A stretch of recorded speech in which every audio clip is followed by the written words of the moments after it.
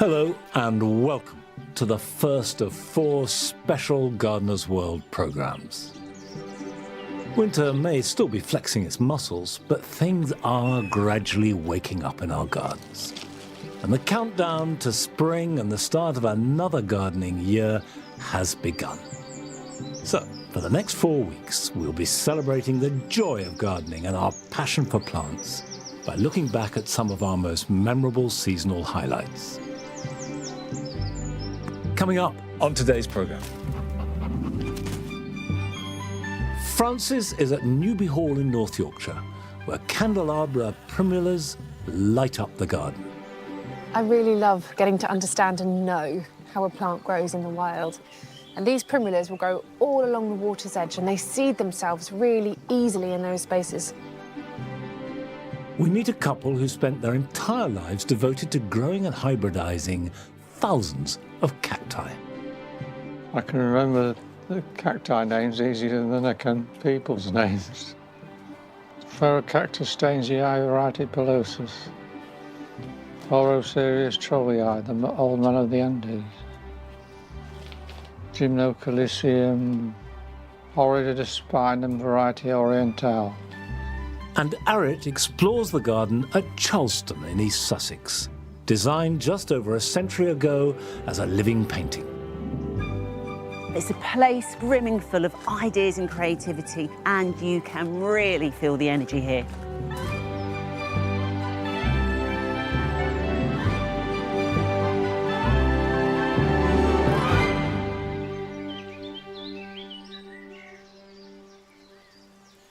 Despite the seemingly endless rain at the start of last year, it's a bit wet, isn't it?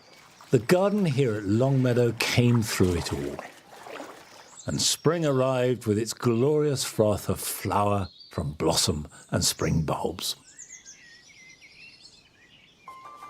In June, Frances also revelled in glorious sways of colour when she visited Newby Hall near Ripon in Yorkshire, where part of the garden depends on water for its spectacular displays.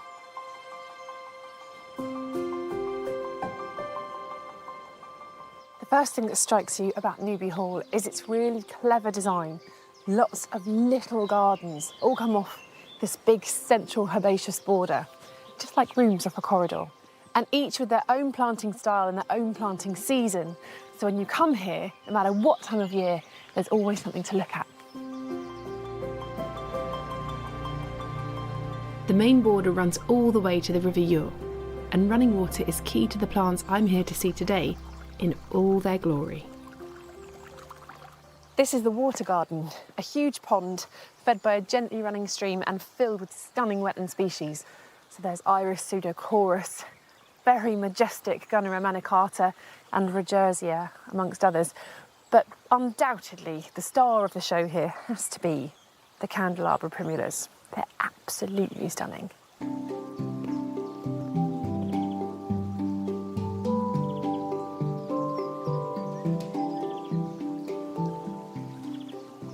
I really love getting to understand and know how a plant grows in the wild. And these primulas will grow all along the water's edge and they seed themselves really easily in those spaces, just like along this stream here. Those seeds land in the water, float along, and when they find a really lovely place to rest, they'll begin to put down their roots and start growing.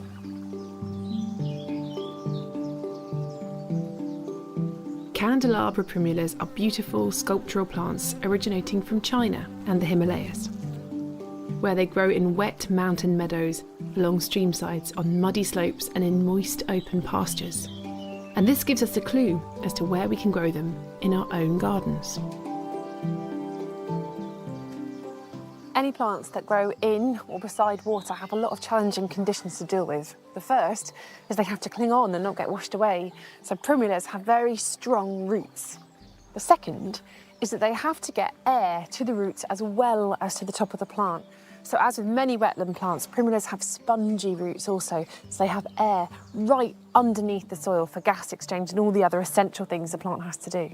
In simple terms, the plants are breathing and using their spongy roots to hold and exchange oxygen and carbon dioxide. Now, primulas hybridise very easily, so you can see this huge array of different colours here. This is because they can cross-pollinate. And although they grow by the water, they are actually a little bit more tolerant than you might think. So if you look here, you can see they have seeded themselves right in the edge of the pathways and between the paving slabs. So if you grew them in your own garden, you can be a little bit more flexible, although of course they will definitely prefer to have their roots damp for most of the time.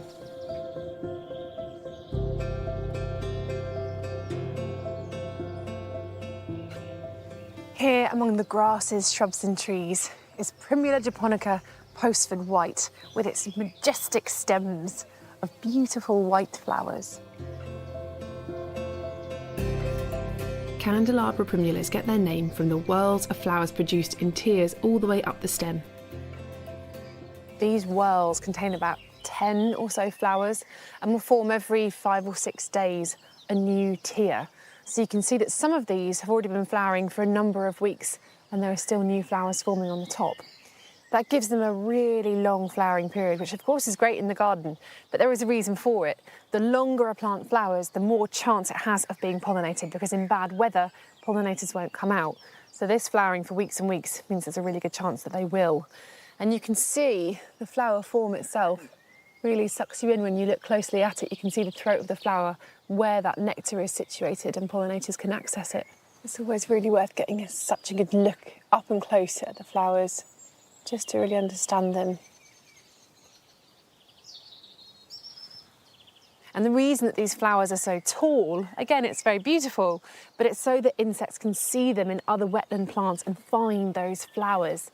As you go down the stem, you see that these have very, very big leaves. And there are a couple of reasons for that. So in a shady riverside, that will maximise the chance of being able to capture bits of sunlight. But big leaves in a wetland meadow, which these can also happily grow in, will shade out the other plants around the primulas and give the primulas more chance of growing and less competition close to its roots.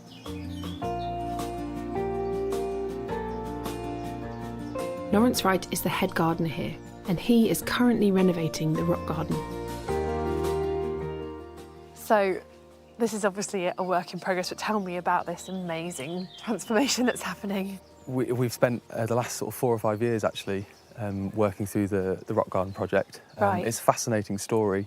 Actually, the rock garden was designed in 1912, was built up until 1914. Yeah. And over on the far side, there's a cascade water feature which was turned on in August 1914. And then the entire garden team went off to war, and there's basically been 100 years of neglect.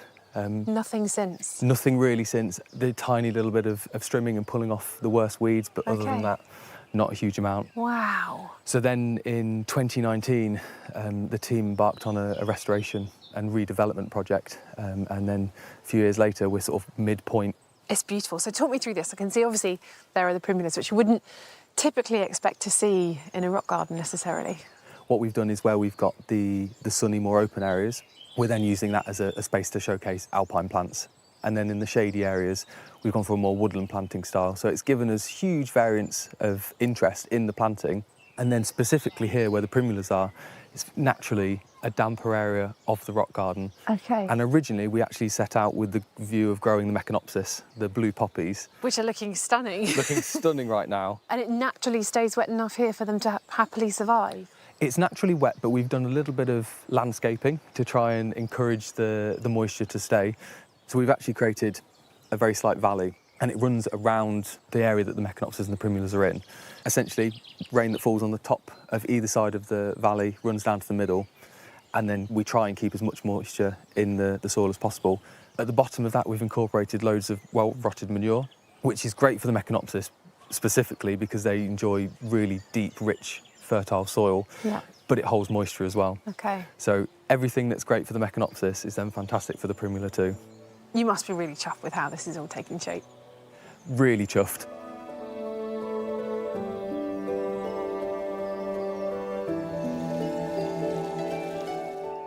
When we think of plants that thrive in wet, boggy ground, we tend to think of huge jungle-like foliage and lots of greenery.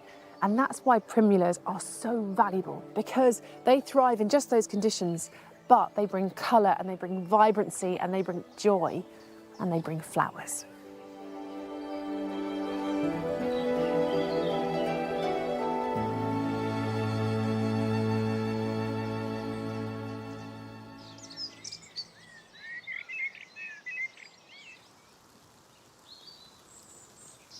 As spring gives way to summer, there is a real sense of change in the garden. But to make the best of that transition, there's a certain amount of tweaking that you have to do. I said we're in a period of transition, but of course that means the arrival of lovely things as well as the disappearance of others. And here in the Jewel Garden, the dominant colour is purple from the alliums. This is Purple Sensation. But it can be a bit dominant, but I think we've got it about right. And I love the Iris Sibirica with its bluey mauve colour. However, the plants that are going over are not looking so good, obviously. And a really good example is the Imperial Fritillary. But it's a mistake to cut them back because you want to let the plant die back as much as possible, and that will feed next year's bulb. Whereas if you grow bulbs in pots, like these tulips, you can be more proactive. And I'm now going to empty these pots and use them for summer planting. So, first thing to do is to take the seed heads off. And I would recommend doing this on any tulips or daffodils that you grow in pots. So I'm going to just cut around the edges.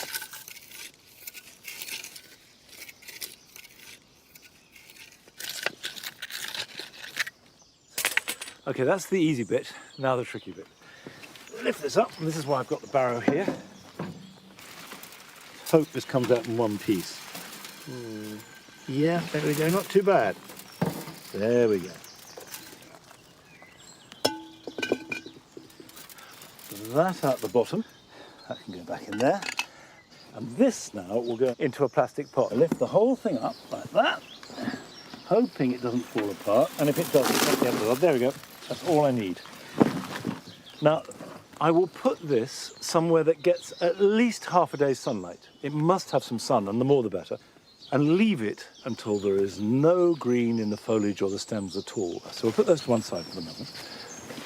Now, I've got this pot, which I can use for a summer display. And what I've got are dahlias.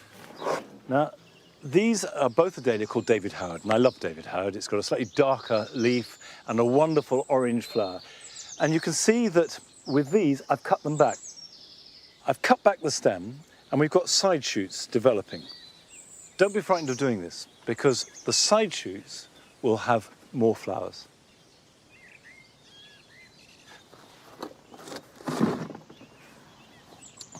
Now this is a very different mix to the tulip mix.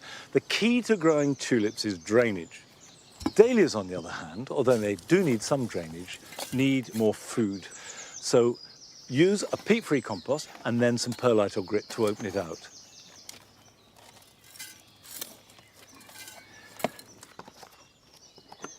We'll take that out.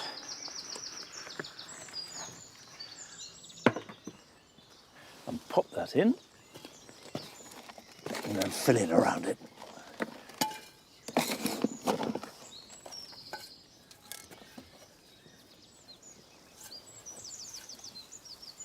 In the horticultural calendar of live events, Malvern Spring Festival signals the start of the RHS show season. And with plenty of new varieties to discover, it's a real plant lover's paradise.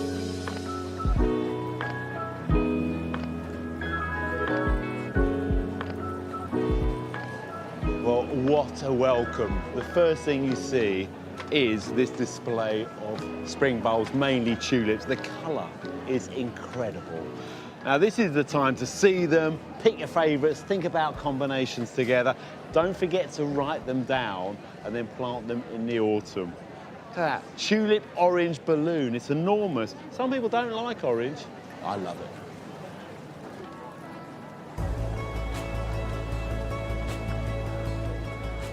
Wow, I'm glad I brought my sunglasses today. This is a serious colour combination, isn't it? I mean, we've got the blood orange of this azalea next to the lipstick pink of the other one. That is a bit too much for me to put together, but azaleas I've recently planted on a job, and they are perhaps a little bit out of fashion. Maybe this is part of their comeback. I've planted them on a bank in a sort of straight line, and after flowering, I'm going to clip them back and almost semi-topiarize them like an evergreen hedge. And then this time next year, they will be covered in flowers again. And you just can't beat them at this time of year for colour. You've got slightly woodlandy conditions, acidic soil that will hold a bit of moisture, maybe underneath the trees like these maples, they will sing out. Some people love crazy combinations like this. And if you do, go for it.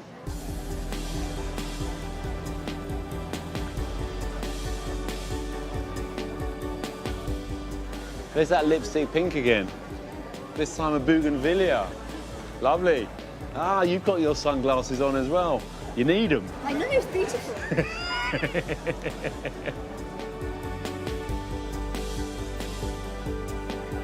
All right, well, it looks like you all want to buy geums.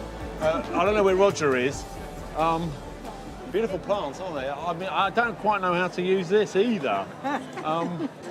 Where is he? There's people just queuing up here trying to buy his plants. Roger! Oh! So Roger, you've got this really interesting collection of colours. Yeah. You're breeding them? Well, I'm breeding them, but I get a lot from self-seed as well. They're very popular at the moment. They're very popular. Is that down to you? Well, I hope so, yeah. I'd like to think it is, yeah. Well, because they're just so easy and they're pretty indestructible, really. They're rabbit-proof, slug-proof, deer-proof. Yeah, yeah, and they'll go just about anywhere that's not hot and dry. You haven't said they're beautiful. Once. Well, yes, well, they're beautiful. Well, yes, well, that goes without saying, doesn't it? Yeah. The foliage as much as anything as well, it attracts me. And for wildlife, the bees? Yeah, the bees love them, yeah. Why geums for you? It's the first plant I ever bought, Borisii. Geum Borisii, Yeah. first plant. That'd be about 30, somewhere around there. Okay, so just last year then? Well, I wish it was. I better leave you because you've got a lot to sell. Yeah. They're queuing up for them. Lovely to meet you, Nice, Roger. Lovely to meet you. Thank you. Thank you. Cheers. Thank you. Bye-bye.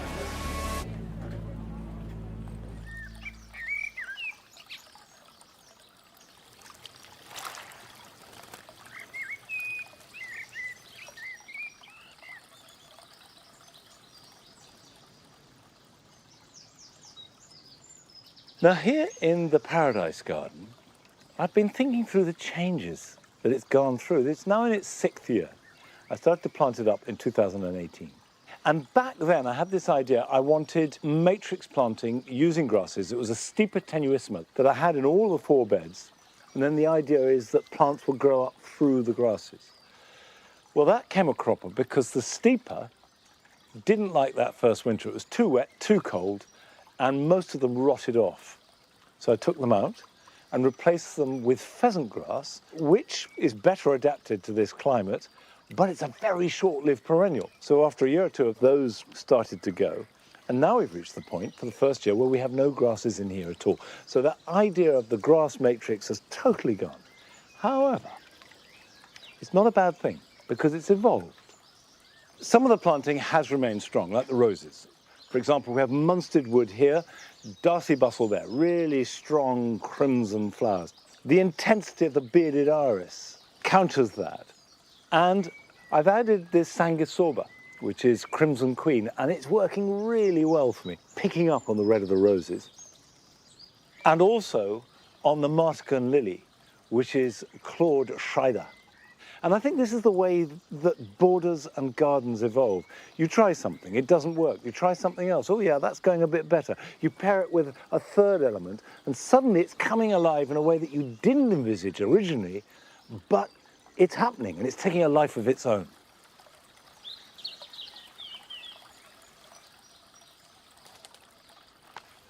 I've got a few Verbena bonariensis here. This is a tray of seedlings, self-seeded all over the place that I've just potted up over the last few months, and now they're ready to plant out, just to fill gaps around the border. And it's got this tall stem topped by purple flowers that last for weeks and weeks and go on being produced well into autumn. And of course it has that height, like the Sanguisorba, that you can look through. And as long as it gets sort of half the day's sunshine, will grow almost anywhere. Now, my whole approach to gardening is exemplified really here in the Paradise Garden, which is very general. I like a good mixture. But I have huge respect for those people who devoted their lives to mastering just one group of plants. And this certainly applies to Brian and Linda Goody of Cactus Land in Lincolnshire. And I think it's fair to say that Brian knows more about cacti than anybody else alive.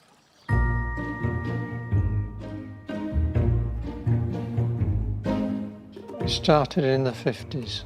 My father took me to the Lincolnshire Agricultural Show.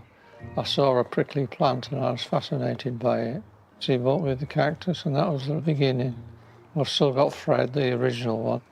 He's just showing his age now, unfortunately.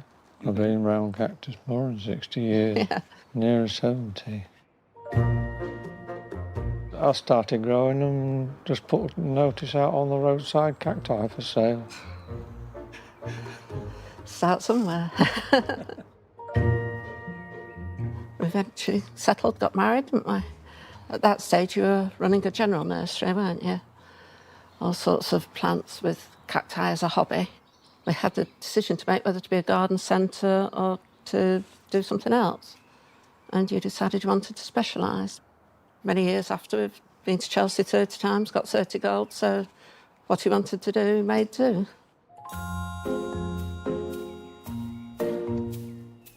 "22,000 square feet. How many cactus? I honestly don't know. Well, on one of the bench of the small plants, we've got about 17,000, you estimate, don't you? Yeah. And we've got 13 benches in this area alone. You know, as their daughter, I've grown up with it, and basically for both of them, it's been a dedication. It's long hours, but also it's been such a pleasure for them. When we started doing flower shows, I realised I had to have something different to everybody else. We were showing big plants, but nothing in flower. So that was the beginning of the hybrid breeding. He absolutely adores hybridising the cacti because he likes creating new plants with sometimes flowers that go on for weeks and weeks and weeks. So he uses a children's paintbrush, basically. So he's acting like the bee, and he will cross-pollinate from one plant to another plant, but it's not a short-lived job. It takes many, many years to actually make the new hybrid. And to get the first one into flower from when you're pollinating them, etc., you can be looking 3 or 4 years, depending on the kind of plant it is. But before you've got them on sale, it can be 10 years. This is my favourite of this year. It's a brand new variety that we've hybridised. We've probably done about 100 different Chamelevivias that are nice, but in my opinion, this one's outstanding. If you want a free-flowering cactus, generally speaking, buy a Rebutia, a Chamelevivia, or even Astrophytum. And we give the cacti a high potash feed. Cacti and orchid, it's actually the same feed. I would suggest that you feed them every 2 to 3 weeks. Stop feeding mid-August. This is one of my favourite plants. It's called a Stenocactus confusus. It has everything, I believe. It has wavy ribs, and then you've got the fantastic, lovely spines here, and even produces the pretty flowers for us in the springtime. It's a lovely, easy plant to look after. Like any of them, it does need to see the sun. Keep them dry in the wintertime. They need to have a rest from growing so they can make the flower buds for next year. Through the summer, treat it like a normal house plant. Give it a good watering. When it's dry, water again. So that's usually about once a week.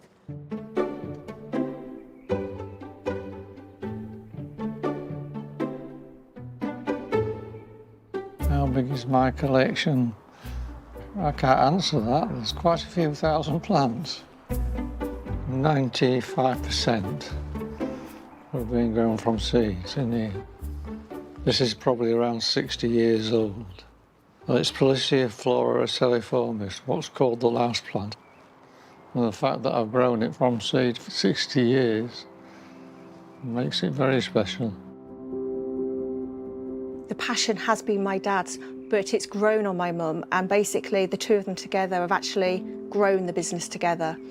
And they couldn't have done it without each other, basically. All the names basically come from the Latin, except for the hybrids, which we can name ourselves. They do sometimes change the generic names. The Cactus family, which I like, they used to be called Echinophoscilla cactus, and we had one called Echinophoscilla cactus zacatacensis. So if you want to try and say that one quickly, you have a problem. I can remember the cacti names easier than I can people's names. Cactus Stainsii Aritipalosus. Oroserius Trollii, the old man of the Andes. Gymnocalicium Horridespinum variety orientale. Neopateria multicolour yellow spined. So you don't know? Yes, definitely. What? Which one? Which one? I'm not telling you. But obviously, the dream kept growing, and this is what he has ended up with. That they are his extended family at the end of the day. Getting a bit more hard work now than it used to be. There's still fun there, but we're both getting a bit older and it's taking more of an effort to get all the jobs done that needs doing. Well, I've decided to retire. I can no longer successfully do the shows, unfortunately. I know I can't manage them now. When you realise you can't do everything you want to do with the nursery, it's time to stop. Oh, I'm very proud of my parents. You know, it's something they've put all their effort into for so many years, and they've just achieved so much, basically. And, you know, many people now are saying, well, when they've retired, there isn't going to be anywhere that they can actually go and see such a wide range of cacti in this country. I'm just hoping that somebody else comes along and starts breeding hybrids. It's the future of the cacti. We'd like to think that someone else would carry on with specialising with them, but we'll wait and see. It's been a busy life, hasn't it? It's been very variable. Some people said to me, if you worked in an office, you'd probably be dead by now.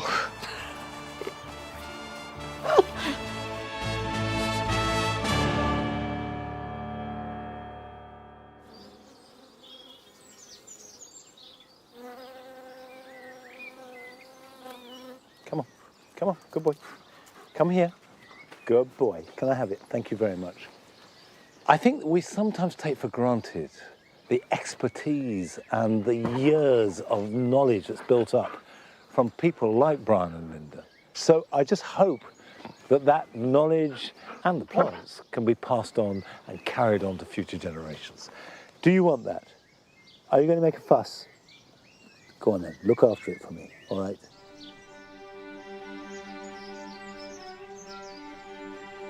Still to come on today's programme. We meet a grower creating miniature masterpieces through the art of bonsai. You can have endless debates about what constitutes beauty, but when you see something beautiful, look at this tree. It's got beautiful movement, it's got form, it's got character, it's got shape, and it immediately speaks to you. And Arit visits a garden designed by artists as a living canvas of colour and inspiration. You can really see how the garden fed these artists, whether it was the colour palette, whether it was taking vignettes of the planting combinations and painting them, even in their sculpture work. There's a painterly quality through the home and through this garden, so that there is almost no discernment between what's inside and what's outside.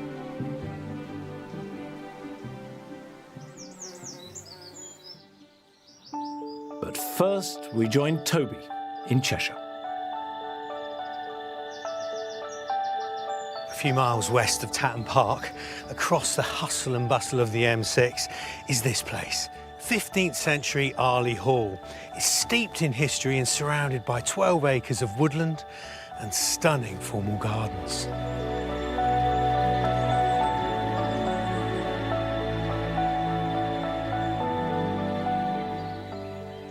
gardens here at Arley, they go way back. I'm talking early 19th century. There are formal ponds, eye-catching vistas, and the architecture of topiary. Well, so far, so expected, you might think, for a grand country garden. But wind the clock back 200 years, and this place was at horticulture's cutting edge, with an idea that was so white hot, it's still influencing the way we plant today.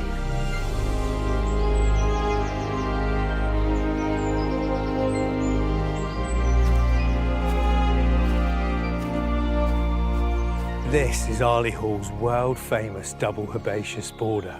I mean, just incredible. It's world-famous for a reason, because it was the first of its kind in the UK, possibly the world. When it was set out 200 years ago, the idea of using herbaceous perennials, things like delphiniums and cranesbill geraniums that die down to their roots in winter and then come up and flower every summer, I mean, it was completely avant-garde. Even clustering them together in the border was a new thing, never mind having two together. So this design wasn't just brave, it was mind-blowing.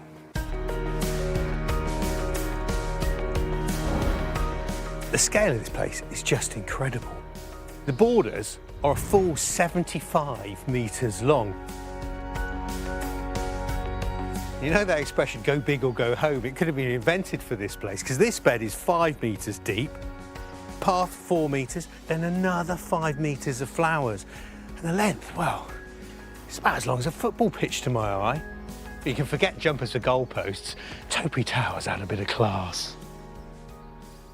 The planting here is really clever, because at first glance, it looks like there's symmetry on either side of the path. But yeah, the same plants appear, but they're not quite opposite.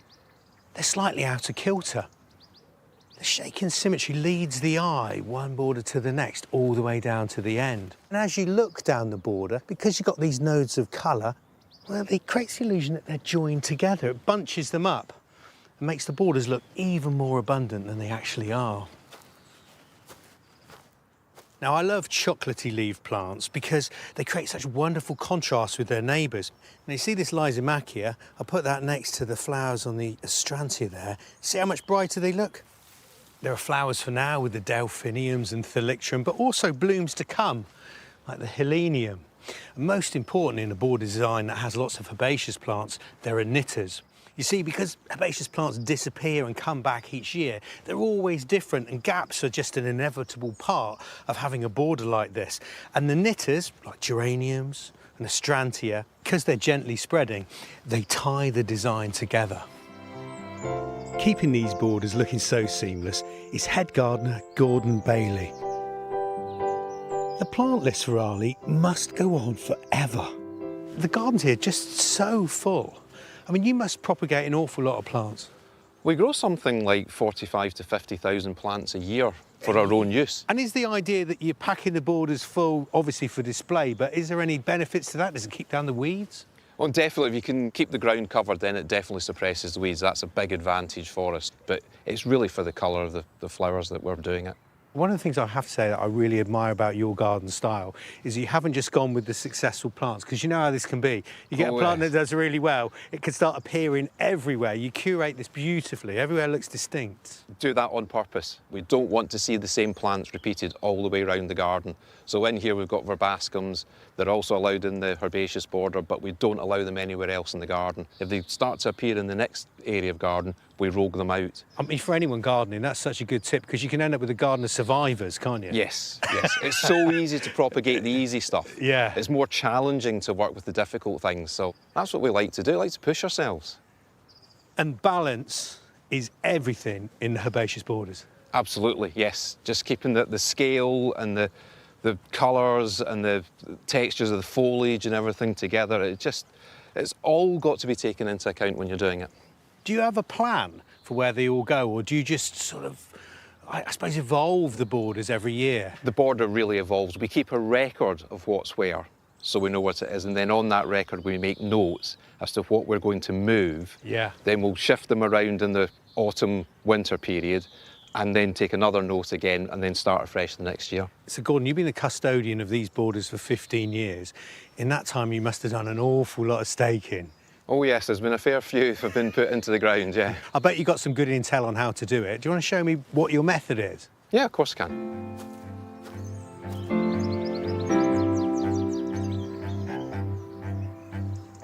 I see this one's outrun its original stakes, isn't it? Yeah, it's got away from us a little bit, so we can... If you could hold that back for me there, got it. and I'll get some canes into the front of it. So the art of this is making it look like it hasn't been supported, right? Exactly. Yep, I don't want it to look like it's trussed up like a chicken. It wants to still have a bit of natural shape to it. I'm really noticing the heat off that wall. Does it make a difference to how the plants grow on this side of the grass path compared to the other? Makes a big difference to the plants whether they're on the south-facing wall side, which is 7 to 10 days ahead of the plants on the other side, which has got the hedge at the back of them. So we can use that to extend the interest from the plant groups by having them on the two different sides of the border. Anyone with a house wall, you could do a similar trick. Definitely, yep. I'm going to take the string round, I'm going to wind it round that cane. The old nurseryman's trick, twice around the cane stops the string sliding. It does. I'll swap you. There we go. You criticise my work anytime you like. Yeah, that's it. No, what I'm going to do now is I'm going to cut the cane down so that the plant can then actually have a bit more natural shape. And then these come in handy in the veg plot for marking the end of rows. Ah, I see. So they're not going to go to waste. Not single-use bamboo, I like it, Courtney. Yep, get used many times. I know it's a lot of work, Gordon, but you make it look effortless. Oh, thank you. That's what we're trying to do. We want to make it look as if it all just happened, almost as if by magic. But we know it doesn't. Oh, no, no. Definitely a lot of work goes into it. Genius.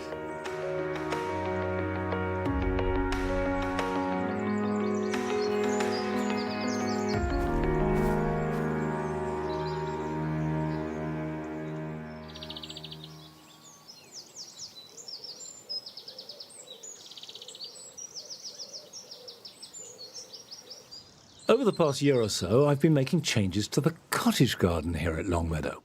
It's always looked good in spring and into the first half of summer, but failed to sustain that into late summer and autumn. So I've decided to add more roses and more plants that will extend its flowering season as long as possible.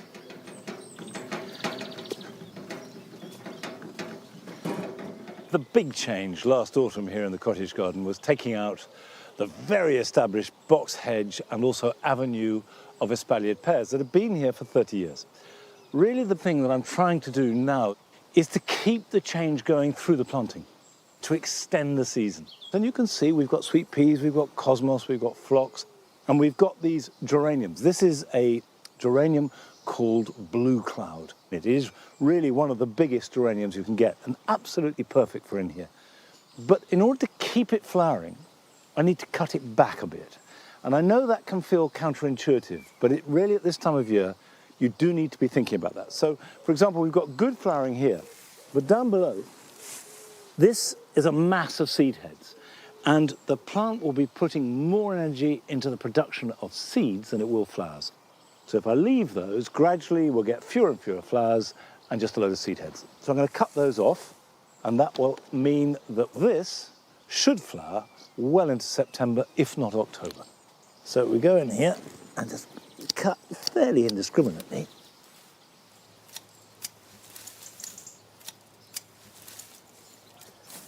Now, I've got a space there which I could pot some annuals in, but what I've got here are some perennials that are going to go too big for the very front of the border, but I've got another spot where they'll be ideal.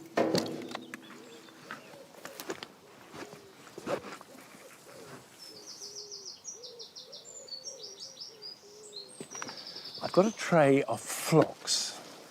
This is a variety called Bright Eyes. It's got a pale pink outer petals and then a really strong, lurid pink to the inner. And you can see here, this is one of the older borders, where it's a little bit thin. So I'm going to beef it up.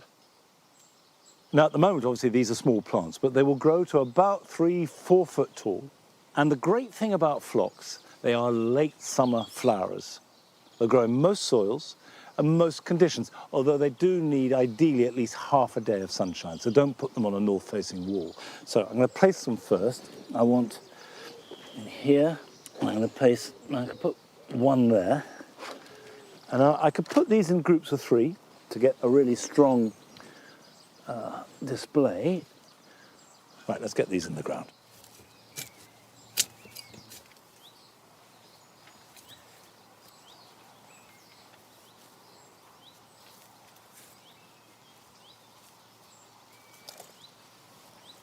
I'll plant the rest of this tray out and I will give them a good soak. And I would stress that whenever you plant, but particularly in summer, even if it's rained that morning, even if you know it's going to rain tonight or tomorrow, give them a good water when you plant them. Not only does it give them a drink, but it also firms the soil around the roots, and they should give you pleasure for years to come.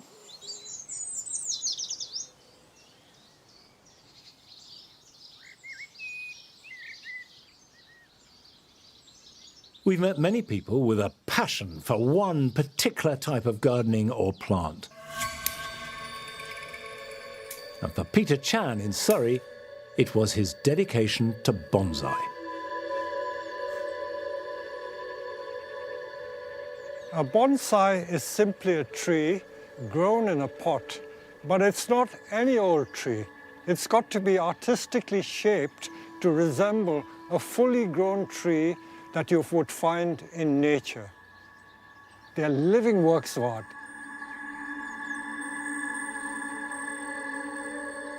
Bonsai are loved by people for 2 reasons. They either engage in bonsai as a hobby or pastime, where they actually can create and make bonsai and look after the bonsai. And there are other people who keep bonsai simply as works of art. They buy a beautiful tree and they just admire it. They don't do anything to it.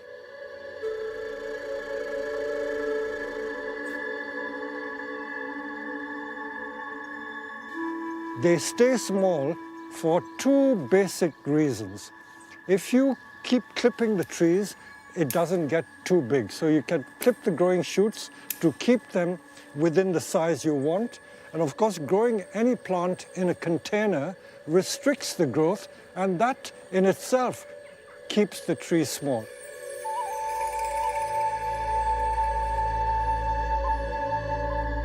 This tree has what we call movement. You see the lovely curly shape. It's almost like a dancing girl. The movement and the shape gives that powerful feeling and yet elegant beauty. This tree, I would say, would be approaching about 100. I've owned this tree for about 20 years. This is a Chinese juniper, and the variety is called Itoigawa, because it comes from the Itoigawa region of Japan. It has small and beautiful, fine, deep green foliage. When you see a beautiful curly trunk tree like this, it would have been shaped when it was very young using wire. And wire can create virtually any shape you wish. So if you look closely at this tree, you will find every single twig is wired in place. And the wires will create the shapes. And of course, once the shape is created, it will stay there forever. So these 3 techniques of wiring, trimming, and repotting makes a bonsai.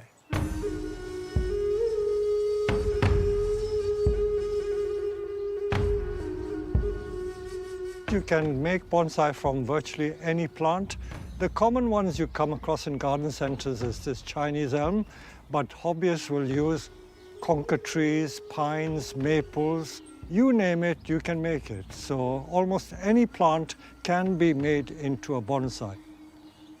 I love my maples because they change colors. The spring color is different from summer color, and the autumn color is always spectacular.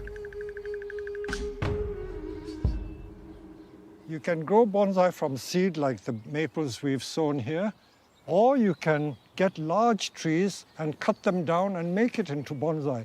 But whichever method you choose to adopt, they do require time.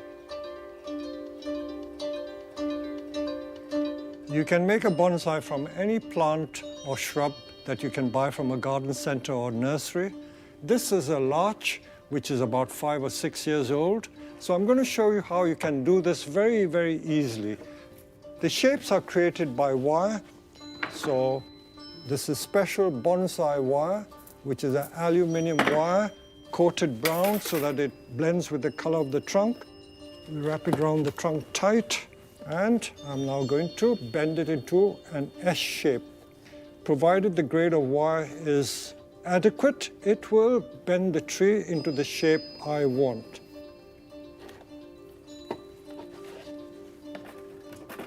Then you put it in a pot like this, and we've got our classic S shape. And now we set about wiring the branches.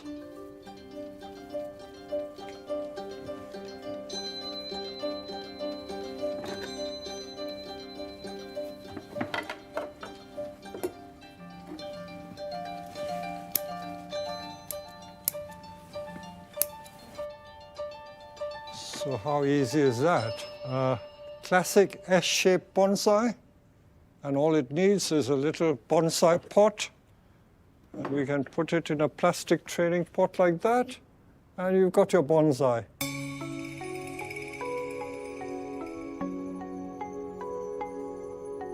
Watering is by far the most important thing to do for a bonsai. If you forget to water it like a pet, if you don't give a pet water, it will die. Same with a bonsai.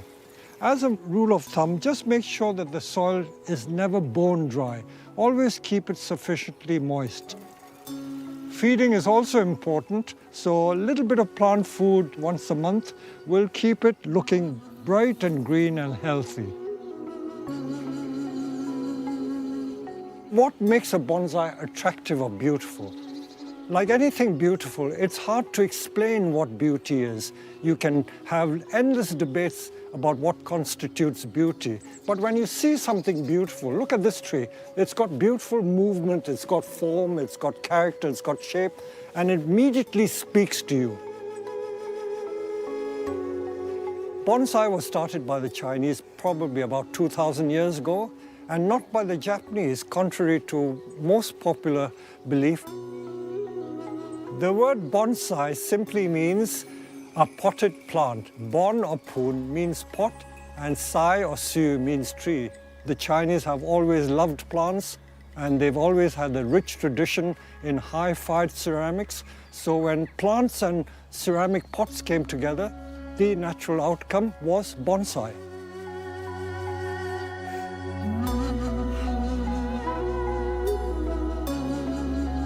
Every object has a price tag to it, and bonsai are no different. So how do you put a price on bonsai? I have 3 examples of the same species. These are larches. The one I just made earlier is a piece of raw material that only costs like 3 to 5 pounds, and the little pot is about 5 pounds. So if you made it yourself, it would be only 8 pounds in cost. And this tree here on my lap is about 45 years old and would probably fetch about 1,000 pounds. This tree on my right here was made by me in 1974 from an already established tree, so I'm very attached to it. This, if it were to go on the open market, would maybe get a couple of £1,000.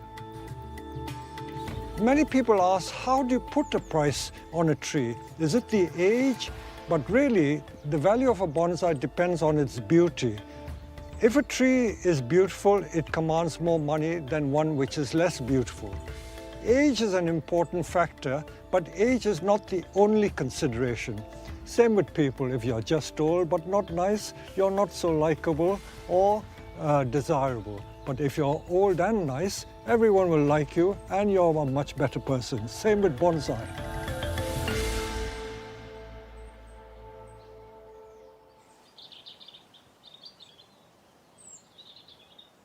By late summer, we began to see how the changes I'd made to the cottage garden were working out. It will be slow, and it won't always come exactly as I imagined it. But what is happening now is that the roses I planted to extend the flowering season are coming through when last year all the roses would have been finished. The cosmos is still going.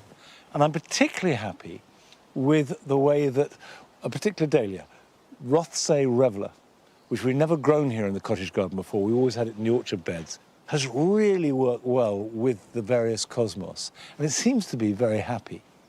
And maybe sometimes it's just a question of moving a plant, finding really where it wants to be, and that can be transformative. Now we join Arit in a garden with a fascinating and very colourful story. Hidden away in the Sussex South Downs is a house and garden steeped in cultural history.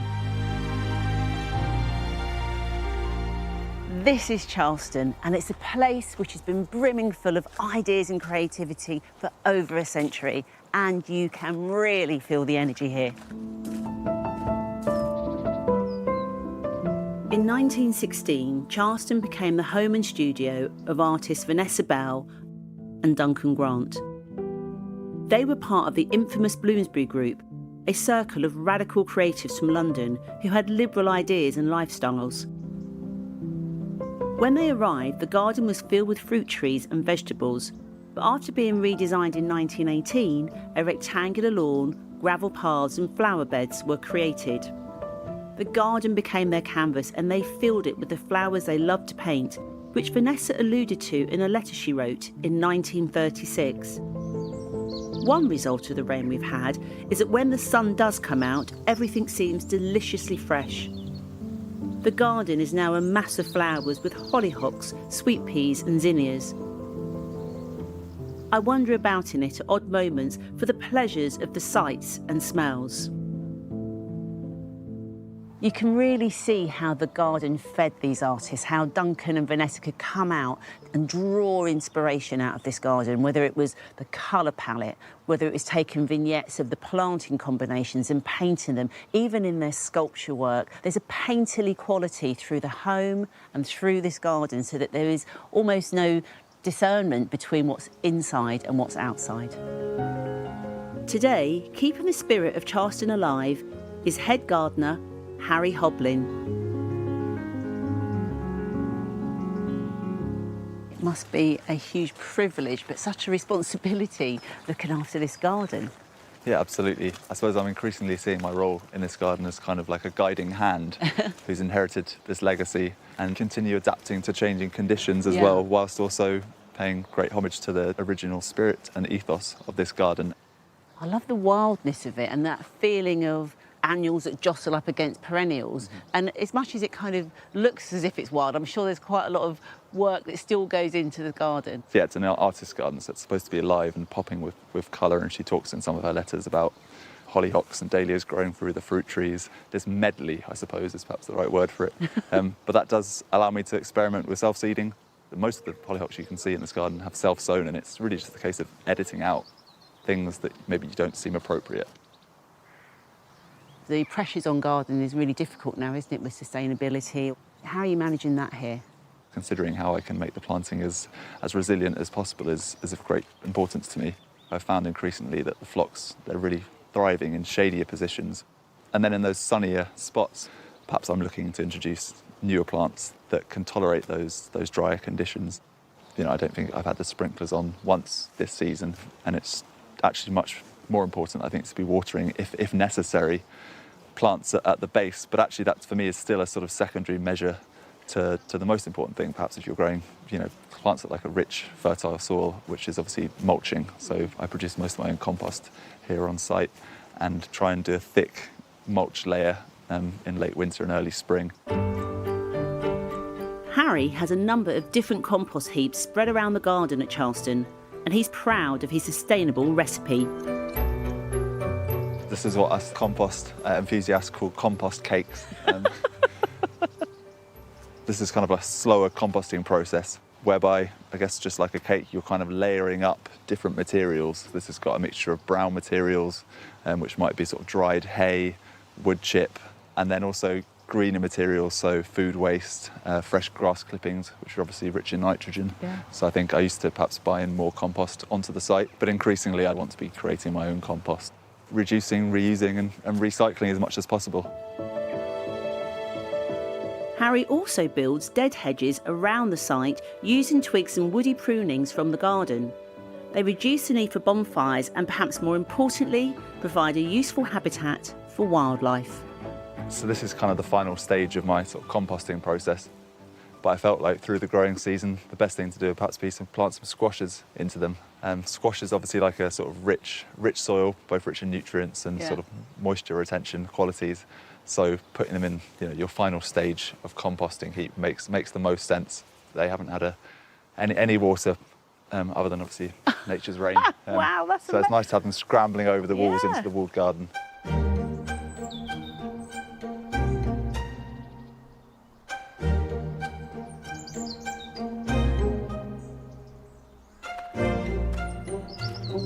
Coming to a place like this is so exciting. You don't know what you're going to see because it changes all the time.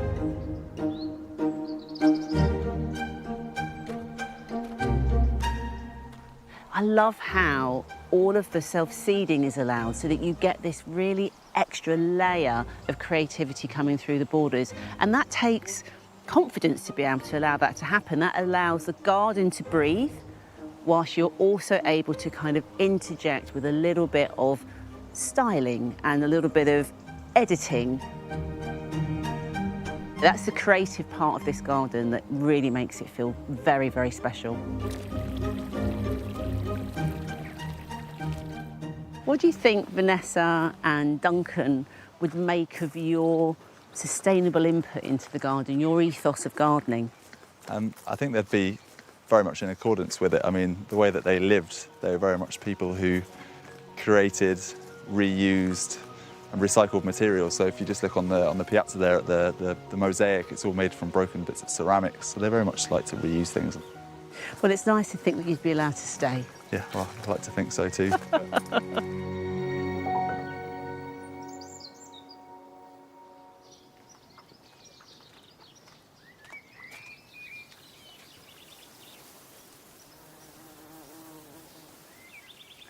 I'd love to be able to claim that I had designed and carefully positioned the foxgloves and the cow parsley to look so artfully beautiful, but of course I didn't.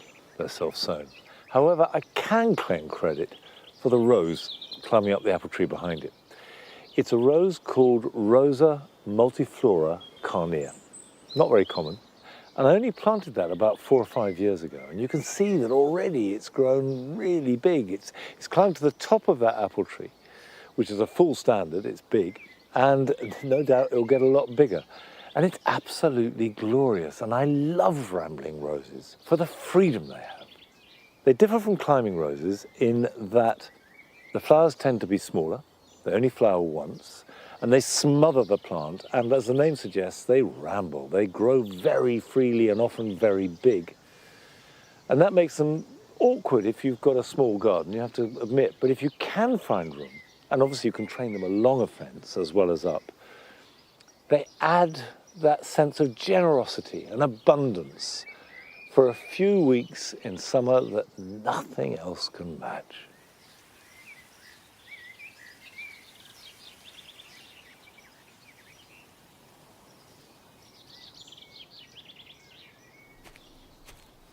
I'm afraid that's it for today, but I'll see you back here in the garden next time.